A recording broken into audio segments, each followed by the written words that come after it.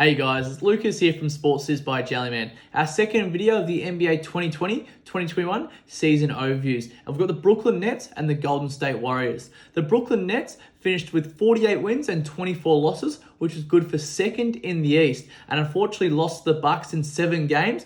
And it was only by inches with Kevin Durant's size, I think 17 foot, just stepping on the line. So if he was maybe one size smaller, they'd be in the playoffs and potentially winning the finals. But unfortunately they weren't. So they weren't fully healthy either throughout most of the year. So Irving, Harden and KD often didn't play together. I think they had maybe 10 games throughout the season and in the playoffs that they actually played together. Durant, he was super when he was playing. He averaged 26 points and 7 rebounds throughout the regular season, but damn, in the playoffs, 34 points and 9 rebounds in the postseason showed truly that he is one of the best players in the world. It was a difficult year going all around, getting some consistent games together for him, but I'm sure next season he'll come back with a bit of a vengeance and show a bit in the Olympics as well. Harden, he averaged 24 points and 10 assists since coming across from the Rockets. And in the postseason, unfortunately, had that hamstring injury where he only averaged 20 points and 9 assists. And I think he got something like 9 games in and that was it. Obviously, the hamstring injury derailed his postseason and his season, but I'm sure he'll be back next season a stronger and fitter again.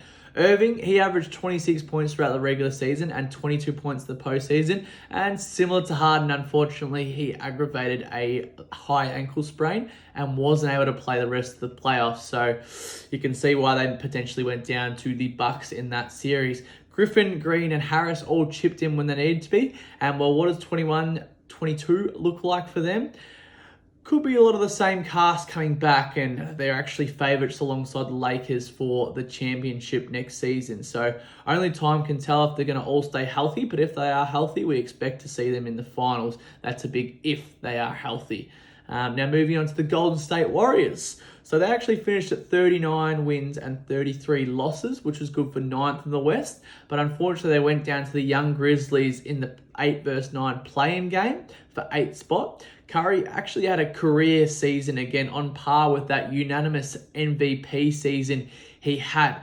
But unfortunately didn't have much help from there. Wiggins and Green were good at times, but Oubre, he was in and out, on and off, injured, not injured, who knows what he was doing. Wiseman, he was good for his first season, but he wasn't able to keep very healthy. Key for them is firstly getting Clay back and then building around those 3 players. So Clay, Green, and Curry. So whether that's Wiggins staying there, whether that's Oubre staying there, we wouldn't obviously recommend it to them, but they know what they're doing.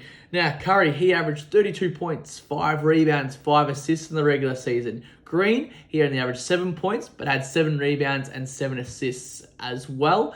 Wiggins, he averages 18 points throughout the regular season, and Oubre averaged 15 points when he was on the court throughout the regular season. Now, 21-22, what does that look like for them? As we mentioned before, they need to build around Clay, Curry, and Green.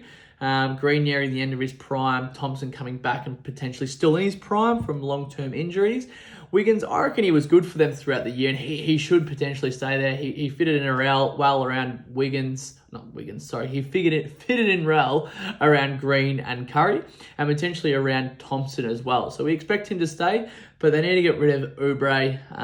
JTA, so Juan Toscano-Anderson, was also good for them alongside Jordan Poole. So we expect those 2 players to stay in as bench players, but they might have a big clear out of the others there as well.